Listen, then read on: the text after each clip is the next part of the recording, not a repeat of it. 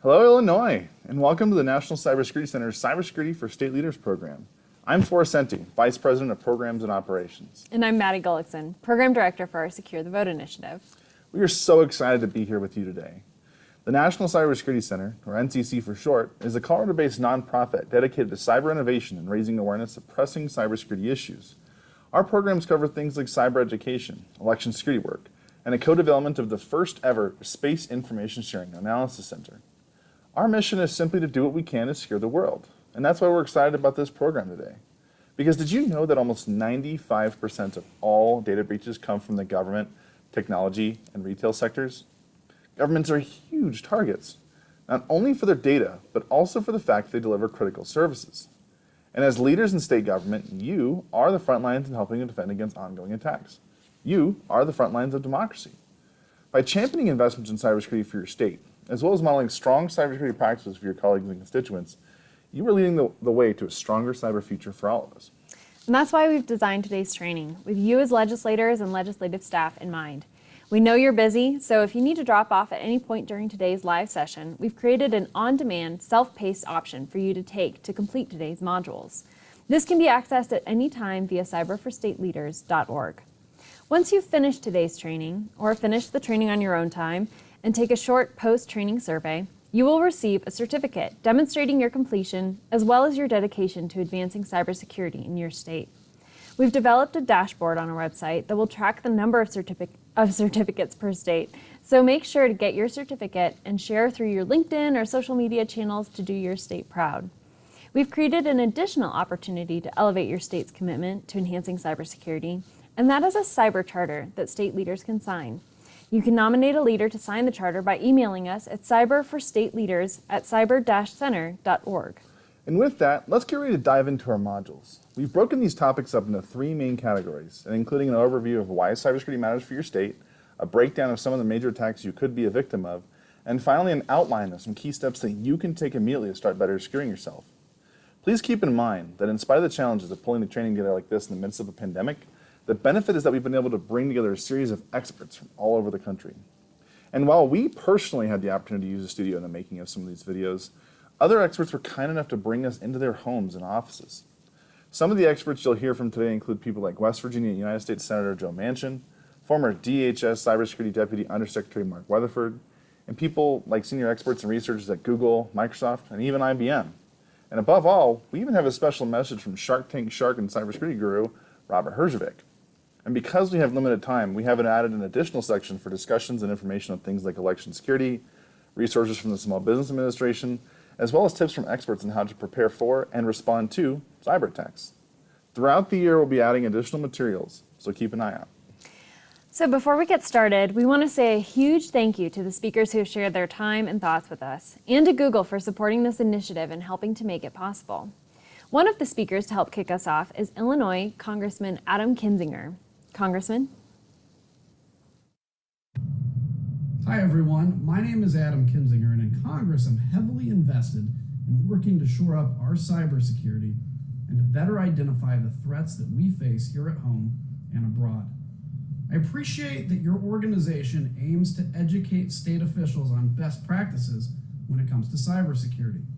As it so happens, I'm developing legislation that would establish a national cybersecurity literacy campaign for the general public, much of which complements your efforts.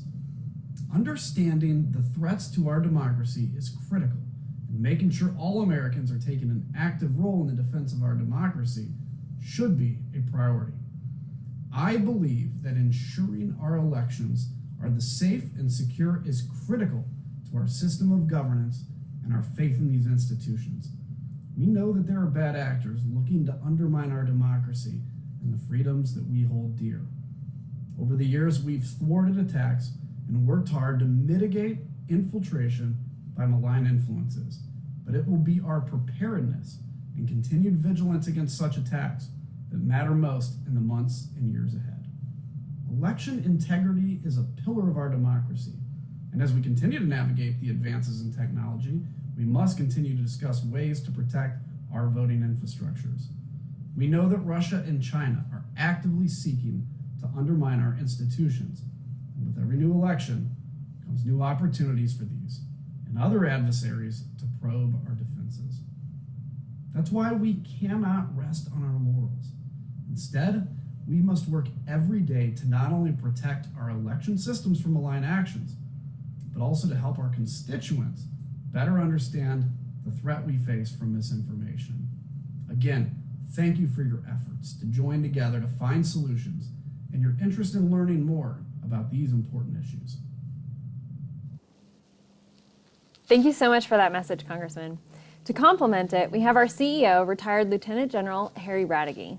General RADUEGE served for over 35 years in the Air Force, working across multiple sectors of information technology, communications, space, network, and cyber operations. General RADUEGE.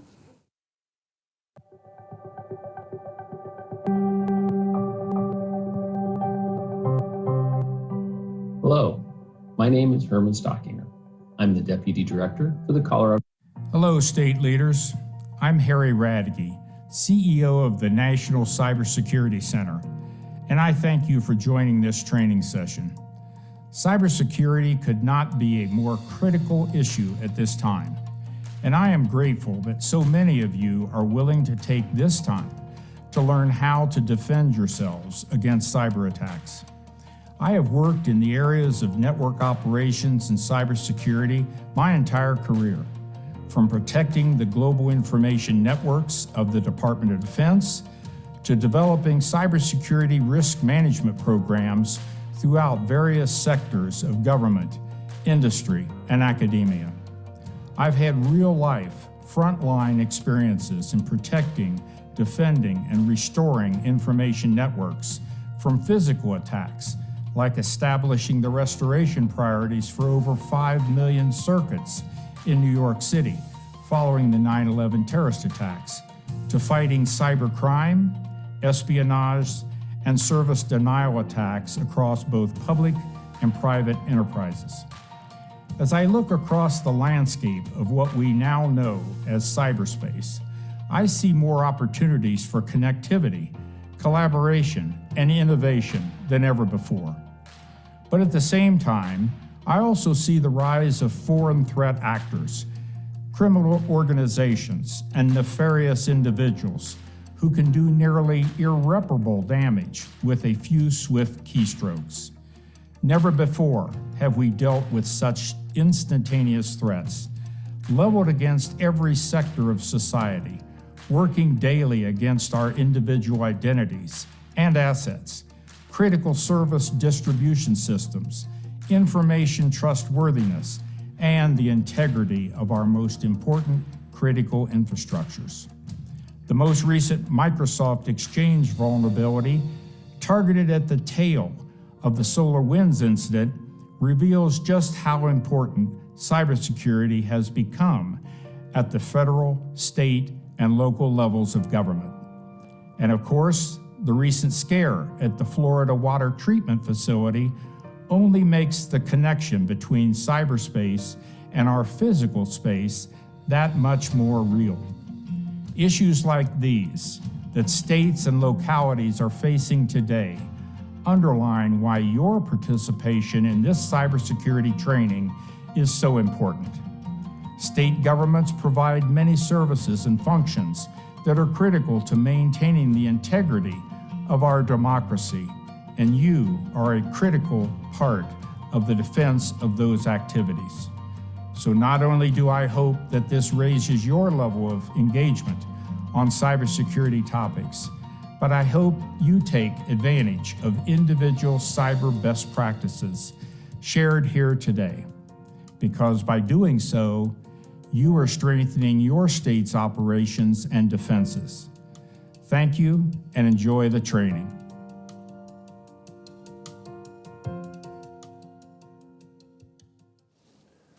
Beautiful. Thank you, sir. And with that, let's get started. And as a reminder, if you experience any technical difficulties, please email us at cyberforstateleaders@cyber-center.org. Throughout this session, we'll be creating a space for Q&A at the end of each module, so please feel free to type questions in the Q&A box at the bottom of the screen so we can track them. And with that, let's start by jumping into a real-world example of why cybersecurity matters at the state level. To do that, we have Herman Stockinger, Director of the Office of Policy and Government Relations at the Colorado Department of Transportation, and the Transportation Commission Secretary, to walk us through more about an attack that happened on the Colorado Department of Transportation in 2018. He'll share how the attack happened, what it impacted, and what legislators can do to help support state agencies in defending against these types of incidents. Herman?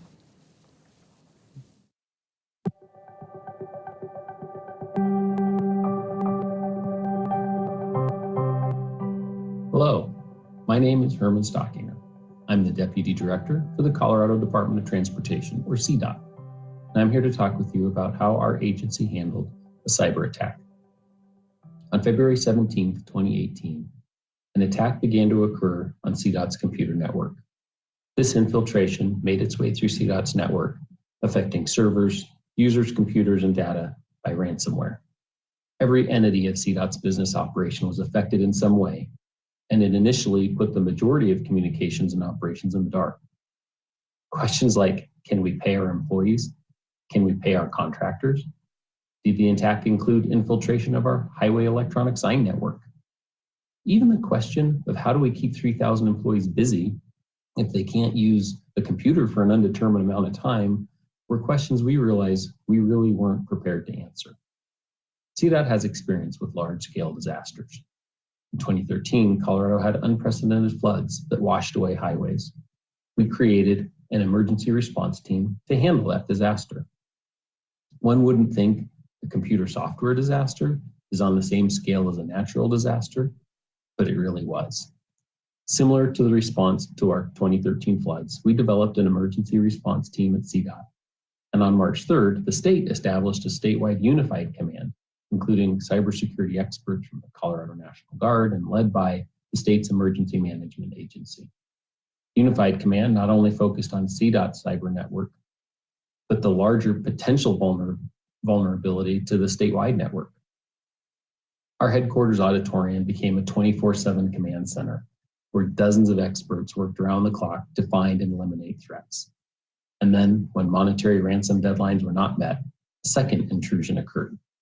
Weak points were identified, and the impacts continued to reveal themselves throughout the incident. On March 23rd, the program brought full resolution to the cyber attack. In the final outcome, CDOT never paid the ransom, and we built a stronger future for CDOT security. Between responding to the disaster and accelerating pre-planned upgrades, the disaster cost over $3 million. Being prepared for this type of threat involves instilling a mindset for all employees that the threat is real and involves preventative maintenance for systems and users, keeping up with the latest available technology to prevent attacks from happening, and the ability to communicate through multiple systems and diversifying resource dependency. Thank you for your time, and let's all keep doing what we can to keep ourselves and our communities safe.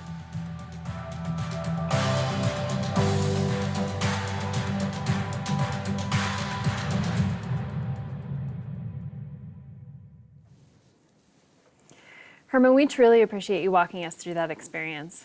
Obviously, keeping technology updated is a critical component, as is enhancing the regular monitoring of networks.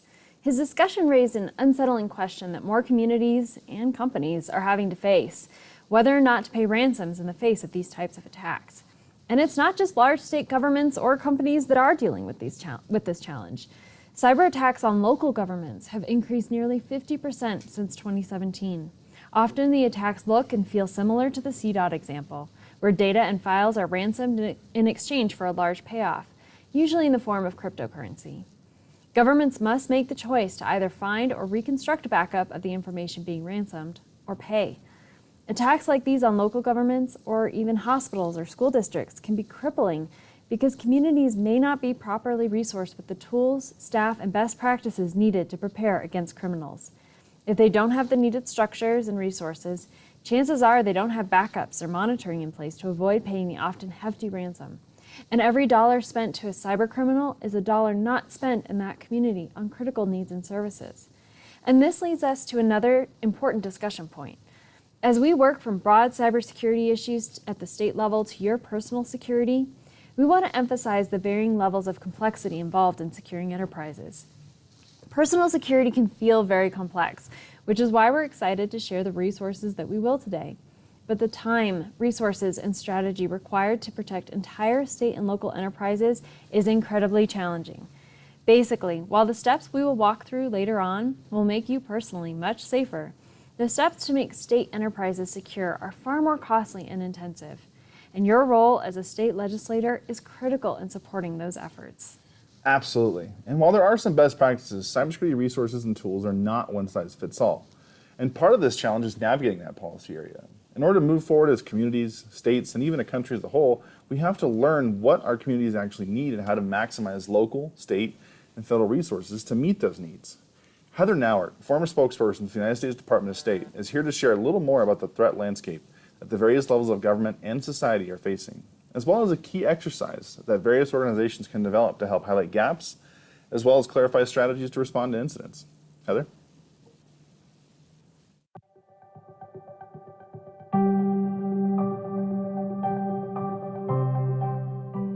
Hi, I'm Heather NAUERT, former State Department spokesperson and acting Undersecretary for Public Affairs and Public Diplomacy.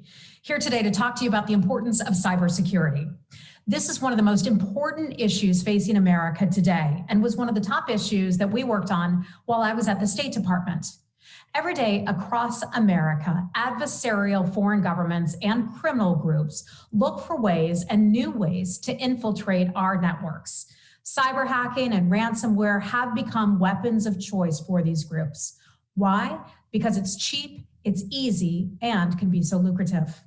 Some companies even pay off their ransomware attackers just to get their data back. Not only is this wrong, but it encourages more attacks and puts us all at risk. And that is why state and local governments and the private sector are under attack like never before. Not just large organizations are at risk, but smaller groups too. Elected officials and CEOs must take steps to strengthen their network's defenses. This training curriculum is a good first step to prepare you to be vigilant. Then it's essential that you establish a robust cybersecurity policy and hold frequent drills. I encourage clients that I work with to go beyond just strengthening their networks. Hold tabletop exercises, essentially mock drills, and determine a communications plan for employees, the public, customers, investigators, and the media. Hopefully you will never have to execute on this plan, but the stakes are simply too high to not be prepared.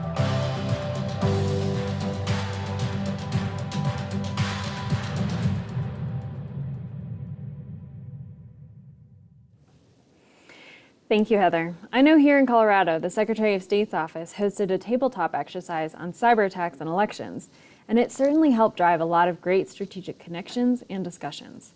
And as we think about some of these types of exercises, we can't not talk about one of the key individuals in the state who works to help maneuver the cyber landscape, the Chief Information Security Officers, or CISOs.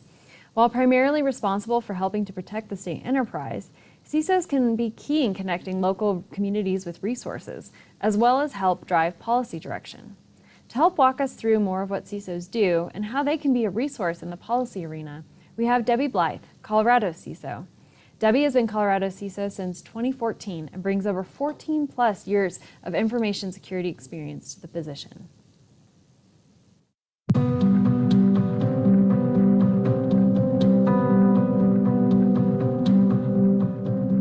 I'm Debbie BLYTH. I'm the Chief Information Security Officer for the state of Colorado. So what is a CISO? The Chief Information Security Officer is responsible for setting statewide security policies, for working with state agencies to evaluate risk for their programs, for monitoring for security threats and leading incident response, for ensuring state systems comply with state and federal laws and regulations, and ensuring that vendors are providing systems and services that comply with state policies, for monitoring and reporting on risk across the state.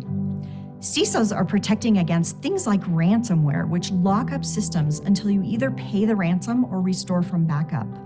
Also against denial of service attacks, which can take important systems offline, and also against data theft. Now, to do that, we need to have a good security program in place that is continuously evolving to make sure that we are protecting against current threats. We also need visibility across all state agencies and people monitoring our networks and systems to ensure that as an attack is occurring, our teams can detect and stop the attack to minimize damage. It's super important that legislators have some understanding of cybersecurity concepts so that they can protect themselves as well as empower state CISOs to defend state systems. So what can you do to help? Your state CISO would love the opportunity to talk to you about their cybersecurity programs. They can provide a status update on what they've accomplished and where they still need help. And they need your help in funding and prioritizing their programs to ensure the systems in your state remain continuously available with data well protected. Also, listen for bills that may have a cybersecurity impact, and feel free to pull your state CISO into the conversation. They can be used as a resource to help advise on things that may cause increased security risk in your state. I'm Debbie Blythe. Together, we can make America a safer place for all of us and protect what matters most.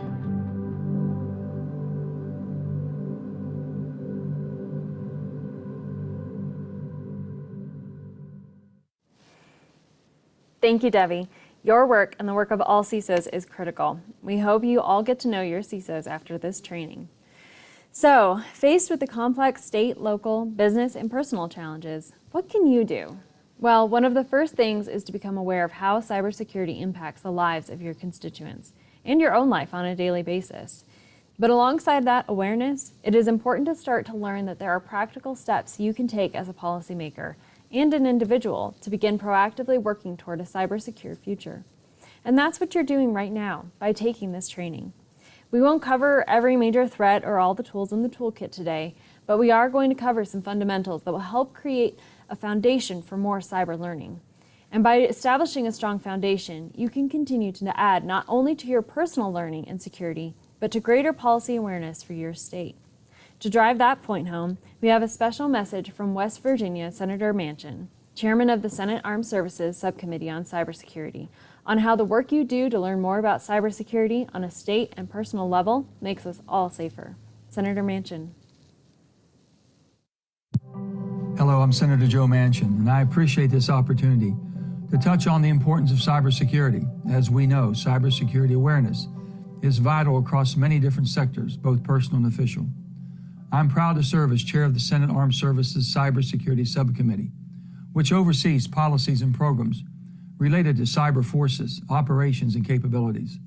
As technology continues to develop and play an integral part in our daily lives, we must ensure that we are equipped to handle every cybersecurity threat that comes our way. Here in the Senate, my entire staff participates in cybersecurity training, which details how to identify red flags in a suspicious email, the significance of two-factor authentication, and provides overall guidance of how to protect yourself online. Additionally, social media is a significant part of our outreach efforts. It allows greater communication between me, my staff, and our fellow West Virginians, and that is why we continually work to ensure it remains a safe, secure platform for us all. This past year in particular increased the need for online education and services, and with that comes an even greater need for awareness of how to defend yourself against online vulnerabilities. So thank you to the National Cybersecurity Center and Google for showcasing best practices and promoting awareness for online security. God bless.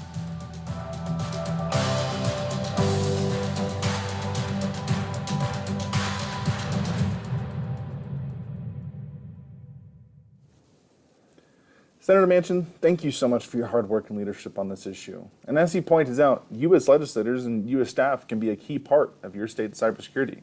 So thank you again for taking the time to invest into it. And with that, the next module is going to tackle a lot of what the standard cyber attacks are and why these succeed. Then we'll jump into how you can defend yourself against these types of attacks. Exactly. And without seeing any questions, we're here at Module 2, and the first attack we're going to cover is phishing. This is a huge one. Phishing attempts are everywhere, and attackers have gotten incredibly advanced, studying our behaviors and fine-tuning their approaches to exploit our vulnerabilities. In order to better prepare ourselves against this type of attack, we need to understand what it is and why it works.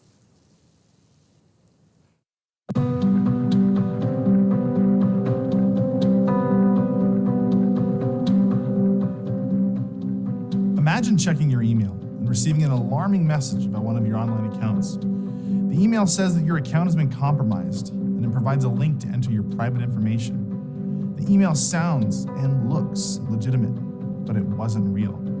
Instead, it was sent by cybercriminals looking to phish you. Phishing and spear phishing are some of the most prevalent cyber scams because they work. Phishing is when scammers send out mass emails, hoping to trick people into divulging personal and financial information by pretending to be a legitimate source, like a bank, a trusted retailer, or a delivery service. Phishing scammers often ask the user to reset passwords in an attempt to steal information.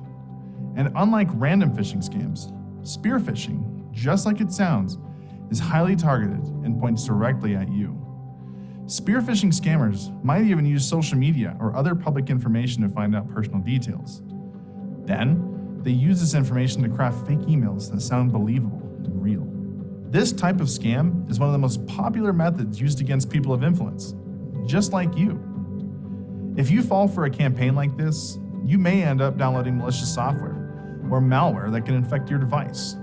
Alternatively, criminals sometimes install a type of malware called ransomware, which is designed to block access to a device until a sum of money, often in cryptocurrency, is paid. Once criminals have control over your device, they can change your passwords, steal your money, and even your identity.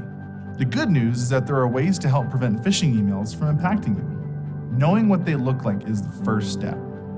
No legitimate bank, government agency, or business will send you an email requesting that you re-enter your private information. Misspellings, poor grammar, and typos are also clues to watch for. If you receive a phishing email, the best thing to do is stop. Don't click anything in the email or share it, and contact IT support. Stay vigilant, take a breath, and think before you click.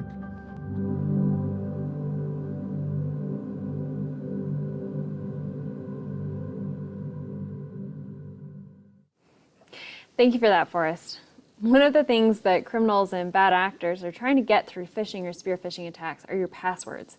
If a criminal doesn't get your password through a phishing attempt, they may try other ways. We have Thomas Russell, our cyber education manager, to share more about that.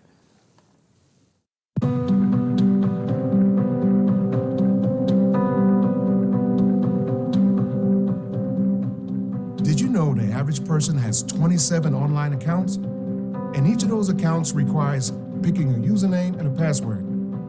I'm sure you all have heard of the advice to pick complicated passwords, but many of us still choose the ones that are easy to remember.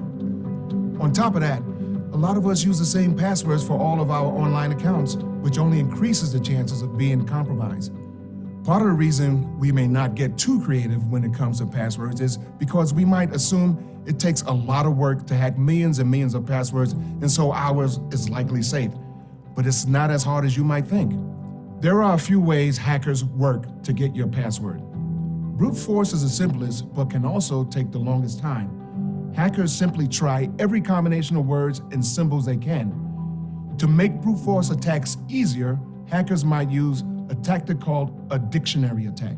A dictionary attack uses software to try to guess the passwords by randomly cycling through different combinations of words, symbols, and numbers. Some dictionary attack software can work through millions of combinations per second. Be careful answering public survey questions on social media about where you went to high school, what year you graduated, and what city you're from. Criminals can use these hints to try and break your password. Another popular method hackers use to get our passwords is through phishing attacks, or sending fake emails trying to impersonate legit businesses in an attempt to get your credentials. Start with using a password manager.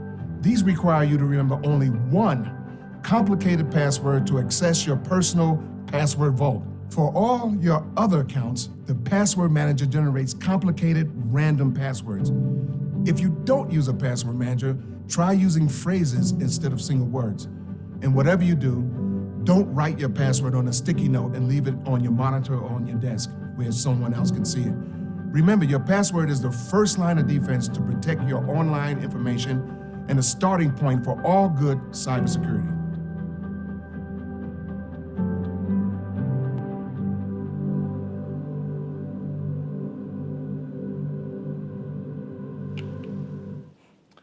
Thomas, thanks again for an incredibly helpful walkthrough. Passwords really are such a critical part of your security. It's even one of the most significant vulnerabilities we have too, because the average person creates so many passwords in so many accounts. But the next thing we're going to talk about is a slightly less known attack that can compromise your security: SIM swapping. This attack is more likely to be used against higher profile individuals, just like yourselves.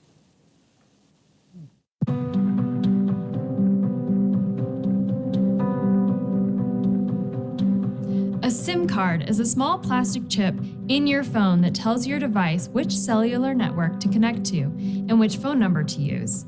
Most of us don't think twice about our SIM cards, except maybe when we get a new phone. But we should. SIM swapping is a cybercrime that occurs when someone contacts your wireless carrier and manages to convince the call center employee that they are you. Cybercriminals do this by using information from previous hacks, data breaches, or something you publicly shared on social networks. Then, they trick the call center employee into switching the SIM card linked to your phone number and replace it with a SIM card in their possession.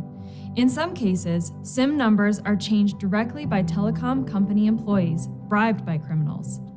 Once your phone number is assigned to a new card, all of your incoming calls and text messages are routed to whatever device the new SIM card is assigned to.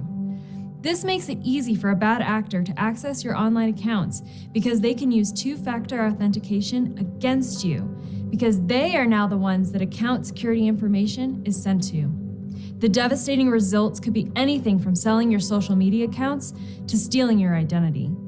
So how do you protect yourself? First of all, contact your network provider and select a PIN that anyone calling to make changes will need to know.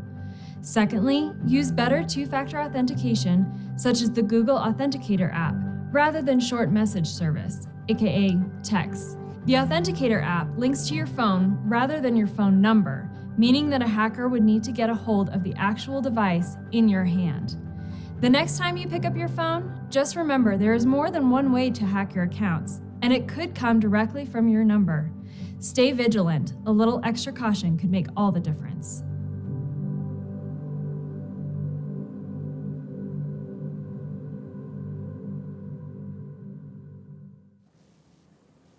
So similar to SIM swapping, another vulnerability we might not think too much about is what can happen if your device itself is stolen.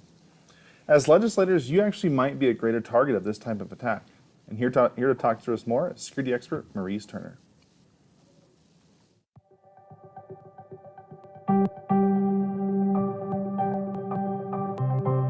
Hi, my name is MAURICE Turner. I'm an election security expert. I'm here to talk to you today about the threats that you might face at the intersection of physical security and cybersecurity. The challenge with physical security is that sometimes those cybersecurity protection measures you have in place can be bypassed if an intruder has physical access to your device or systems. I'll start off with a couple of tips that might be helpful to you. First, consider using a second factor of authentication, like a security key. It works together with your strong password in case that strong password is stolen or somehow compromised through a data breach. Secondly, consider having an automatic lock on your devices. This can be as short as 5 minutes. So that way, if an employee steps away from a device, the system automatically locks without the employee having to do anything. Lastly, many mobile devices have built-in remote wiping or remote tracking features. These can be activated if a device is lost or stolen and turn that device into a digital paperweight. To help put this into practice, here are a couple of scenarios that can get you planning in the right direction. The first scenario: what would happen if you needed to evacuate your building and be out of your office within 60 seconds? What devices could you quickly lock down? And what devices would remain open and unlocked for an intruder to potentially have access to? A second scenario to consider is, what would happen if an employee called you to say that their device had been stolen from their home office overnight?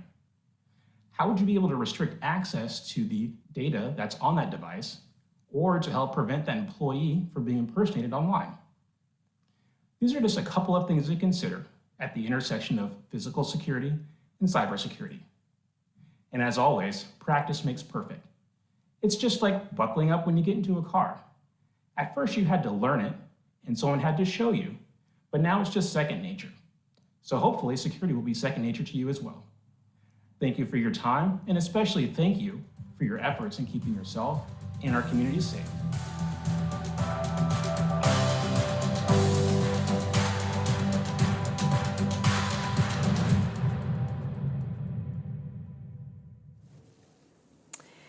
Thank you, Maurice. You mentioned that there are tools to shut down access to your device.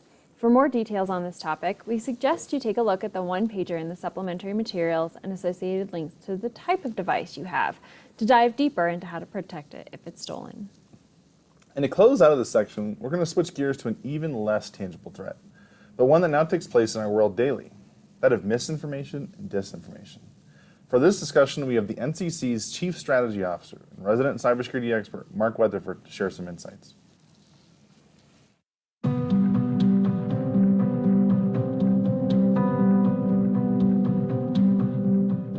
Hello, my name is Mark Weatherford, and I'm the Chief Strategy Officer at the National Cybersecurity Center. I previously served as the first Deputy Undersecretary for Cybersecurity at the Department of Homeland Security in the Obama administration and was the first Chief Information Security Officer in the state of California in the Schwarzenegger administration. I also served as Colorado's first Chief Information Security Officer under both Governor Bill Owens and Governor Bill Ritter. The challenges of misinformation and disinformation are everywhere today. And while the recent Russian misinformation campaigns to distract American voters and the ongoing fake news about COVID-19 are front and center, they're only the most visible. History is rife with fake news. Everything from Sasquatch to the Flat Earth Society and aliens from Mars to the Pigman. Someone is always out there looking for new ways to exploit those people willing to listen. You may remember the Twitter incident in 2013 when hackers compromised the Associated Press Twitter account and tweeted that there had been explosions at the White House. This was a legitimate source, so most people, for a very short time, assumed the information was factual. The stock market even took a quick but dramatic dip following that tweet. I recently read a story about a sign taped to an elevator in an apartment building informing people that using the elevator would soon cost $35 a month. The tenants were outraged and launched a social media attack on the building manager, only to find out that it was a prank. Unfortunately, the damage was done, and cleaning up the mess took far longer than starting it. A quote attributed to Mark Twain goes, "A lie can travel around the globe while the truth is still putting on its shoes." With the vast reach of social media today, that quote should be amended to say, "A lie can travel to the moon and back while the truth is still sleeping." Misinformation is simply false information, while disinformation is the intentional spreading of that misinformation. While the strict definitions are slightly different, disinformation is a challenge today because social media has created vast opportunities for sharing information that simply didn't exist just 10 or 20 years ago. Combating disinformation is a challenge, make no bones about it. But there are a few things we can all do, and they involve critically thinking about and evaluating information before sharing it. It's an unfortunate sign of the times that we should all be a little paranoid about what we read online today. Here are 8 things to critically evaluate before reacting to social media clickbait. 1, can you readily identify the source of the information, and is the source credible? Sometimes it's difficult to determine, but if it sounds sketchy, it probably is. 2, are there multiple sources providing the same information, or is it just one lone enlightened source? That's a red flag. 3, does it evoke a strong emotional response? Memes have become notorious for generating quick emotional responses because it's so simple to just repost or retweet a meme without even thinking about it. 4, does it sound absurd on its surface? Again, sketchy probably is. 5, check the dates. Stories and pictures often resurface years after originally posted, usually with just a new twist on the message. 6, is it time sensitive or is it going to cost you something? These are always red flags. 7, does it appear to be just satire or is someone just trolling for fun? 8, does it leave you with questions like something seems missing here or these facts don't add up to a complete story? If so, maybe dig a little deeper before becoming another victim in the thread of disinformation. Disinformation and fake news are tearing at the fabric of our national and even global society, pitting family members against family members, friends against friends, and political parties against political parties. All of us need to be consciously aware of how we're consuming information, and more importantly, how we're sharing and spreading information to ensure we aren't contributing to the problem. With some simple critical thinking, we can all be part of the solution.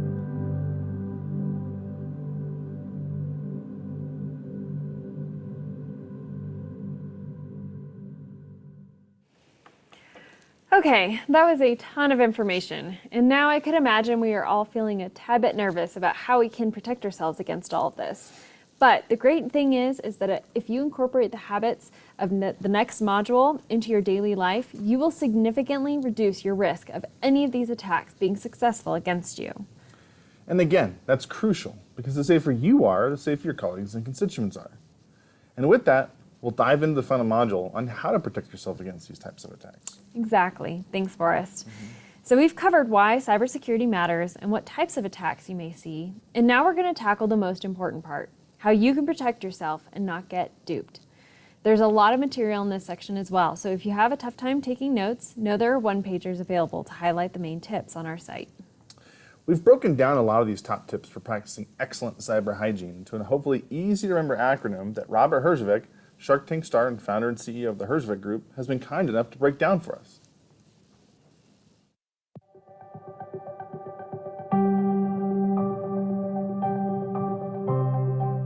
Hi, this is Robert HERJAVEC. You might know me from Shark Tank.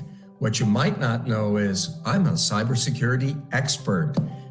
You know why I'm an expert? Because I've been doing it for 30 years. I started in my 20s with mainframe security, did a lot of VPN and firewalls and all that kind of stuff. And today I run the HERJAVEC Group, and we're one of the world's leading managed security and complex security companies. We do everything from design and consulting and managing large environments, including many government organizations.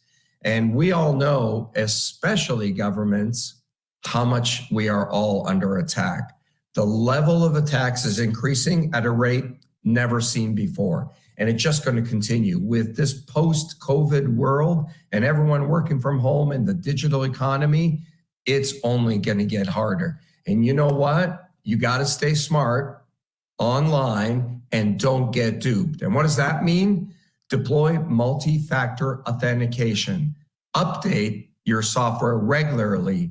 Passwords, make them stronger. Your first dog is not enough, or your kids' names, make them stronger. Encrypt your messages, files, and backups. Don't click on things you shouldn't.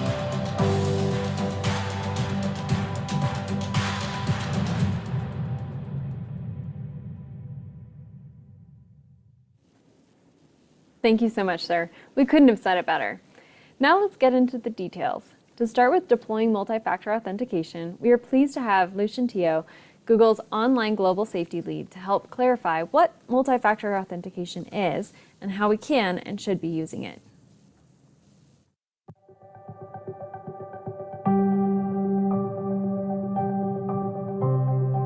Hi, I'm Lucian Teo, online safety lead at Google. Most of us are used to logging into our various devices and online accounts using a single factor of authentication, like a password. At this point, you would have learned how to create strong passwords, and you'd also know that you should be using unique passwords for every account you have. But given the growing sophistication of cyber threats, especially those aimed at sensitive information held by state legislators and government employees, you might want to consider using more than one type of authentication, or what's called multi-factor authentication. Enabling multi-factor authentication is like adding a PIN-activated security system on top of your normal lock you already have on your front door. Multi-factor authentication incorporates different pieces of information like something you know, something you have, and even something you are. Something you know is the most common type of authentication. Passwords, passphrases, PIN numbers, secret questions, and smartphone swipe patterns all fall into this category. These types of authentication are great, but adding at least one other form of protection is critical for good cybersecurity. Something you have is another type of authentication that requires a piece of physical hardware. This could be a USB key, a smart card, or a random code generated on a dongle. Codes sent to your phone via SMS would also fall into this category, though SMS authentication can fail if you should become a victim of SIM swapping. A better alternative for something you have would be an authenticator app such as Google Authenticator, which requires you to have your physical phone in your possession. You could also use personal biometrics such as fingerprint scans, facial recognition, iris scan, or even a voice print as a form of authentication. These types of authentication are more difficult to compromise. Most online accounts offer steps for at least two-factor authentication, and keep an eye out for the common question of, would you like to use multi-factor authentication, or would you like to enable two-factor authentication when you sign in or create an account? Your IT department can also help guide you to these options. Though any of your accounts that contain personal information should be protected, it is important to be extra vigilant with your email, social media, and financial accounts, as they are some of the most commonly targeted by cybercriminals and can be especially damaging for civic leaders and state legislators. Besides the obvious theft of information and finances, bad actors can use your accounts to pose as you and deploy harmful and inaccurate news and information. For additional information about setting up multi-factor authentication, contact the specific software or account you're trying to protect. But ultimately, setting up multi-factor authentication is relatively simple and significantly more effective than a simple username and password. And trust me, the extra steps you take to deploy multi-factor authentication on your accounts, especially in addition to the rest of the dupe practices, will make you safer.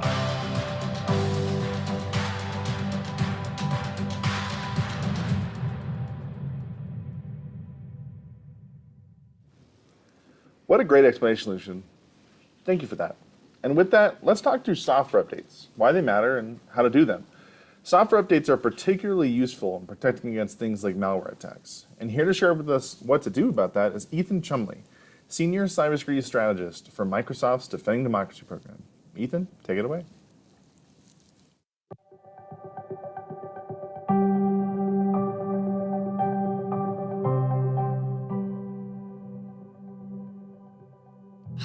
I'm Ethan Chumley with Microsoft's Cybersecurity and Democracy team, and I'm here today to talk to you a bit about hygiene. And no, I don't mean the flossing or the scrubbing kind that are part of your daily routine. I'm referring to cyber hygiene, a critical part of keeping your computer system secure. If you're not sure what hygiene looks like, just think of those little pop-up windows that ask you to install the latest operating system version, the latest app update, or that next patch. And I know, just like you, waiting to install those updates during an already busy day can seem tedious, but this is a key practice to maintaining good security. Getting in the habit of downloading and installing the latest software updates is an easy way to keep yourself, your networks, and your computer safe from a security incident. Why? Because when bugs or vulnerabilities are found in software, they're typically fixed quickly by the software vendors, but it is then dependent on you to install those latest updates when prompted.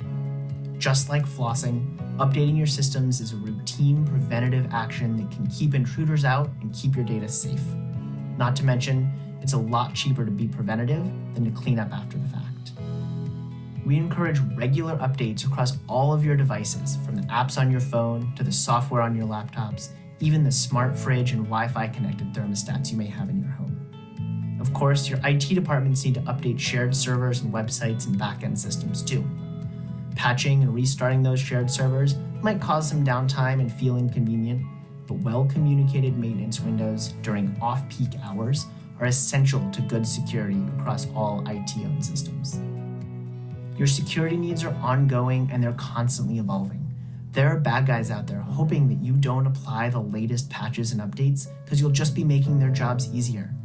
Many of the hacks we hear about these days were avoidable, as they relied on victims' computers running old and out-of-date software, often a result of ignoring patches and delaying major software updates for weeks, months, or even years. If you're watching this video, that means you're a leader in your community. This means you are in a position to contribute to a culture of security. And as a leader, you're in the position to help your organization align to security best practices. This might mean allocating funds or asking your IT teams about how they're managing updates responsibly. And finally, it means you're in the position to encourage the community, businesses, nonprofits, and other organizations around you to practice good cyber hygiene, to make sure they are updating their systems and that everyone is encouraging one another to be vigilant about creating a secure environment. I thank you for your time, for your commitment, and thanks for clicking OK on that next update prompt.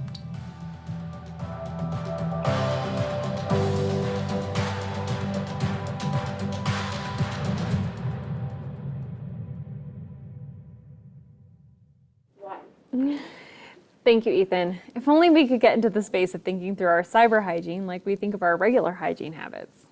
Exactly. And with that, I want to dive this back into passwords for a little bit. Like I said earlier, this is one of the most challenging things to keep track of and potentially the source of our biggest vulnerability. So with that, please join us in welcoming Stephanie Carruthers, the Chief People Hacker from IBM's X-Force Red Team, and she holds probably the best title in the US right now for her, for where she works. But more about Stephanie, she's a career white hat hacker, and she's here to give us the tips that the experts use to make and protect their passwords.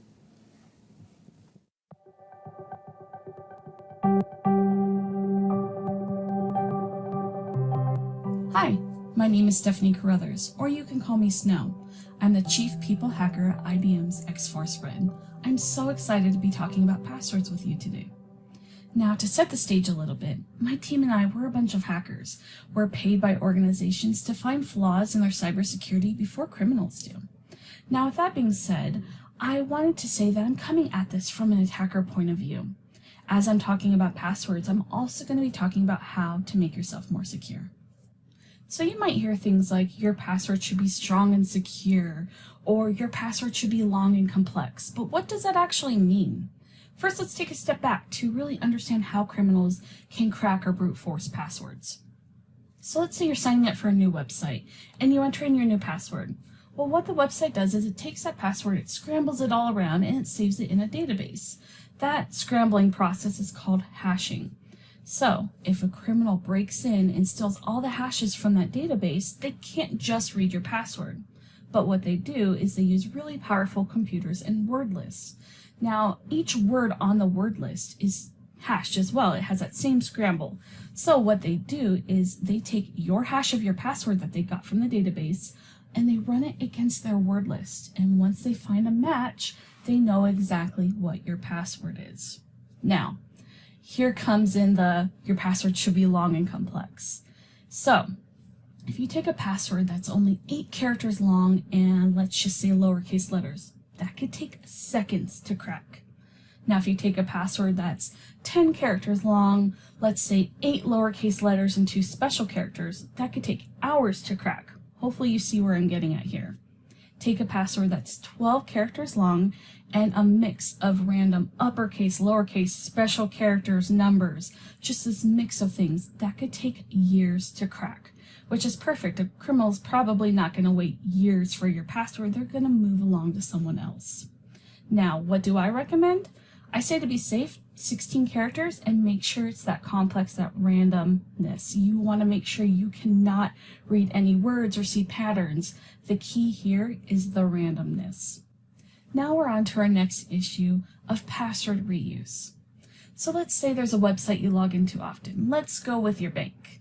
And there's another website you frequent just as much, maybe a social media platform.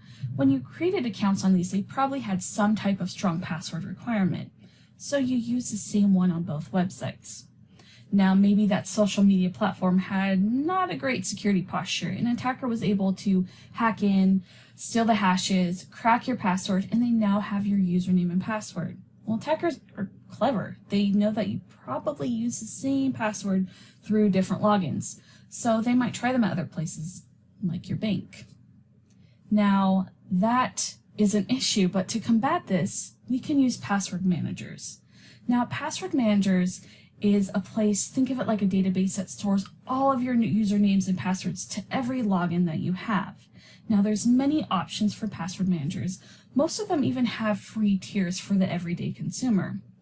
So what you do is when you sign up for an account, it can be a little tricky, especially as you're adding in all of your accounts, but I promise you it's worth it in the long run. And even as you're signing up for new accounts, they do things like they generate those long, random, complex passwords for you, so you don't have to think of them yourself. They also autofill for you, so you don't have to go in and dig through things and try to find your password. There's lots of conveniences. They have mobile apps, they have browser plugins. They're definitely there for your convenience. So you might be thinking to yourself, great, I've solved a couple of issues.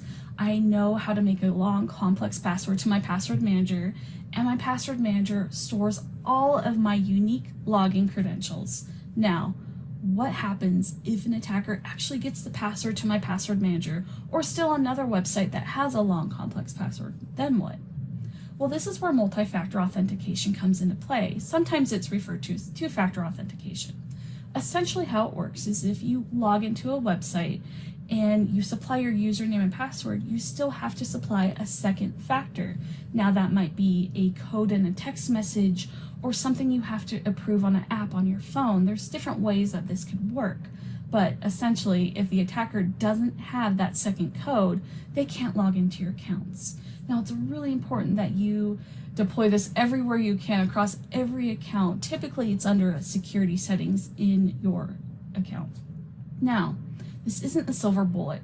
Attackers are getting crafty. Sometimes if they try to log into your account and you do have 2FA, what they might do is launch a social engineering campaign against you. They might call you claiming to be the bank and they need to verify you, so you need to confirm a code that you just received. Or they might text you and say, hey, I used to have this phone number. I accidentally sent my code to you. Can you give it to me? Under no circumstances should you ever give out this code. No organization is going to call you for your multi-factor code or for your password for that matter. All right, a couple of takeaways. Your password should be at least 16 characters and random. The randomness is key here. You should also have a different password for every account you log into. You can use a password manager to help you do this and even help you generate those long and complex passwords. And also enable two-factor authentication on every account possible. Thank you so much for your time, and keep doing what you're doing to keep ourselves and our community safe. Thank you. Stay safe.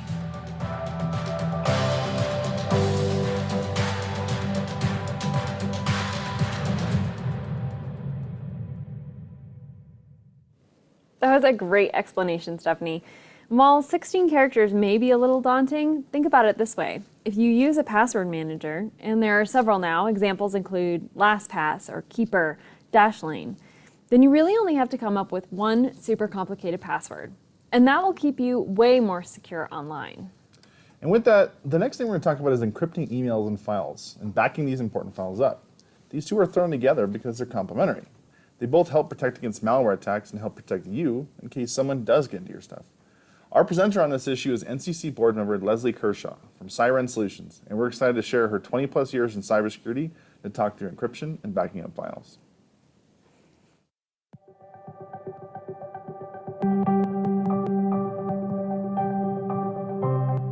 Hello, my name is Leslie KERSHAW, and I've spent 20 years in the field of cybersecurity. First, as an NSA offensive cyber operator, using attack methodologies to gain access to systems on behalf of our government. Later, I used those insights to help commercial entities harden their defenses. What I've learned over the years is that security measures cannot be overly cumbersome, otherwise users will not implement them. While the best security is to avoid technology altogether, that's just not realistic. The other thing that I've learned over the years is that no matter how good your security, a determined attacker given enough time, resources, and incentive will gain access to the systems and information that they want. For you, this means that you should do your best to implement tools that make it difficult for an unskilled or moderately skilled attacker. When faced with advanced aggression, the best solution is to formulate a good recovery plan. Today, we'll talk about encrypting email to prevent sensitive data from being viewed by unintended recipients. We'll also talk about how to back up data so that you can recover if you are the victim of an attack. Before the internet, we relied on the postal service to deliver messages for us. When we were on vacation, we would send those glossy postcards filled with details about the fun times that we were having. We didn't care if anybody saw them. When faced with difficult news to share, we would write a letter and fold it into an envelope. We may even buy envelopes that had additional security to protect the sensitive information of our writing. When we think of our email messages, we should think of them in the same way. Unencrypted email is that postcard that anyone can read, with limited tools and knowledge. When we communicate sensitive information, we need to use encryption to wrap our message in that protective envelope. There are 3 mechanisms that you can use to encrypt messages. I'll go from the simplest methodology to the most difficult. The first is through enterprise encryption. This will be set by your organization's IT staff. The encryption will leverage SMIME, which allows for the encryption of any type of data that you would like to send. They will issue you a signing certificate that can be tied to your email. Once you install this, you'll simply check the encrypt email button or the lock button to encrypt your email message. As long as your intended recipient's organization also supports an encryption management server, you can send and receive without issue. Leveraging this will take care of 80% of your sensitive communication. If you want to send an email to someone who does not have encryption management at their organization, or you just want to add an extra layer of protection, you can encrypt the document itself. To do this, if you're on a Windows system, you can select to WinZip the document and then add the password. If you're on a Mac system, you can just set a password under a file. Make sure that you send the password over the phone verbally or through a text. Do not send it in the email, because if an attacker has access to the recipient's email, they can unencrypt your message. The last method is to use PGP on your email account and exchange keys with the intended recipient. The install and use of this goes beyond the time that we have left in this video, but there are great resources on the internet that can help you. The only drawback of this method is that it only encrypts plain text emails. Encrypting emails will help you thwart lower-level attackers that attempt to pry into your personal data. Advanced attackers will use sophisticated methods to access your information and may even try to cause damage. Trying to recover from an attack is an emotional and time-consuming endeavor. It's best to prepare for it potentially happening by treating it like insurance. You build up the method to recover, knowing that you might someday need it. Imagine that you knocked over a cup of coffee onto your computer right now, and it won't restart. How would you recover all of that data? The simplest method is to back up your data in an automated way. Once the automation is set, you will never have to think about it again until it's time to recover. I like to use an external drive that I connect via USB to my USB docking port. That way, anytime that I connect my laptop to my external screen, which is also on my docking port, I'm setting up the automated backup without even thinking about it. If you're using a Windows system, just go to your system, then settings, then updates, and security. You'll select that external drive that you just connected via USB. You'll set the interval, and the backups will begin. If you're using a Mac, you have 2 methods available to you. The first is to connect to iCloud. You'll select the drives and the documents that you want to be automatically updated, and they'll take care of that for you. The good thing about that methodology is that you can also access those files on different devices. You can also set up your Mac for external drive automated backup in a similar way.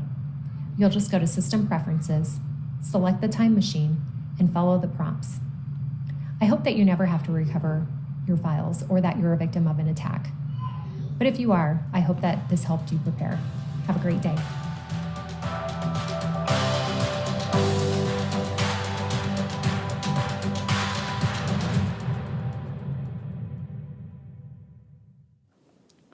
Thanks again for those great tips, Leslie. Very appreciated. And I think one of the things that has helped me a lot is setting calendar alerts to back up my devices regularly. Exactly. I mean, we set calendar reminders for everything else, so why not our backups? Well, we have our final topic coming up, and that is how to avoid clicking on things you shouldn't, and what to do if you accidentally did. To share about how to protect against this, we are pleased to welcome Google's Sunny Consalvo, researcher and security and privacy user experience team lead. Sunny, thank you so much for being here.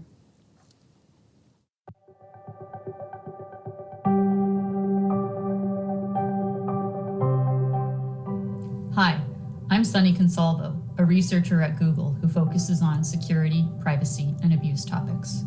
By now, you've learned a lot about how to avoid email phishing campaigns. So in this module, we're going to dive a bit more deeply into how to be aware of what not to click on when it comes to web pages, and what to do if you accidentally do. Let's be honest, we've all done something we shouldn't have. We've all clicked that link. You know, the one that takes you to a shady website or starts to download something onto your computer. So what are some ways to avoid doing that? First, let's talk about how you might figure out that you're on a shady web page. One sign might be that if you try to leave the page, you get bombarded with a pop-up asking you some version of, "Are you sure you want to leave this page?" Or maybe, "Install our antivirus program." That should be a red flag right there. Another sign might be that you get a pop-up to sign up for more information, especially if it's hard to click out of that, before you've even reached the actual content. If the site is only mildly shady, be careful to not share any personal information or sign up for anything on your way out, and just X out of that tab. But if it won't let you out, try closing out of your browser entirely. If that doesn't work and you're on a Windows computer, go to your Start button and look for your Task Manager. From your Task Manager, look for your internet browser in the list, select it, then end that task. If you're on an Apple computer, go to the Apple menu, select Force Quit, then look for your internet browser in the list and force it to quit. At this point, it would be a good idea to open your antivirus software and run a scan. If you're unsure how to do this, check in with your legislative IT staff or your personal organization's IT staff to walk you through those steps. Though you may end up on less savory sites through simple internet searches, another way can be from links you receive in an email or text message. Before opening a link from a text, make sure you know who sent it to you, that it's someone you trust, and then it really is them who's sending it. If you don't know who it is or are suspicious that it might not really be who you think it is, don't open it. You can always contact the sender another way, for example, by giving them a call, just to make sure it's not a phishing attack. And when it comes to email, there are several tools you can use to proactively scan for malicious links or attachments. If you want to check where the link leads to, hover over it and make sure you recognize the source and that the source in the hover matches what's in the email. It's a good idea to check the source in your internet searches too, to make sure the domain you're about to click on is the right one. Most email platforms now have some type of alert or warning to draw your attention to potentially suspicious content. With Google's Advanced Protection Program, for example, even more stringent checks are performed before you try to download something. Advanced Protection flags and may even block file downloads that may be harmful. These steps to protect yourself aren't done in a vacuum. Remember to keep all of your software, apps, and devices updated, and ask IT for support in installing trusted antivirus software, firewalls, and email filtering. And of course, always back up your files.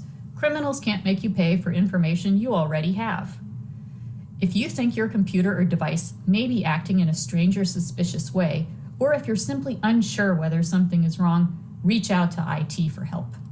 Stay alert, practice good cyber hygiene, watch the other videos in this series for more information about what to look out for, and whatever you do, if you're not sure about it, don't click it. Thanks so much for your time. Your diligence keeps us all safer.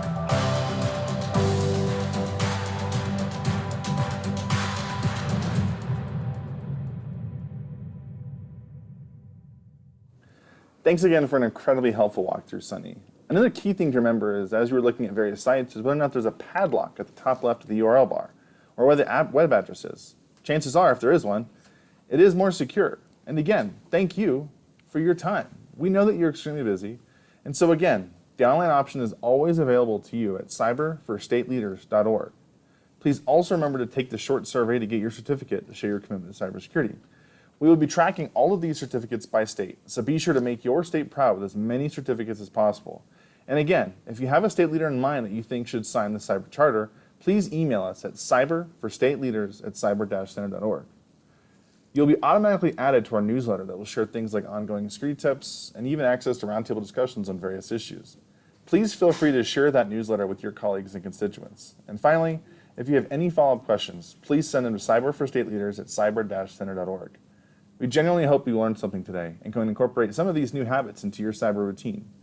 We look forward to staying connected and appreciate all you do to serve the great state of Illinois. Thank you.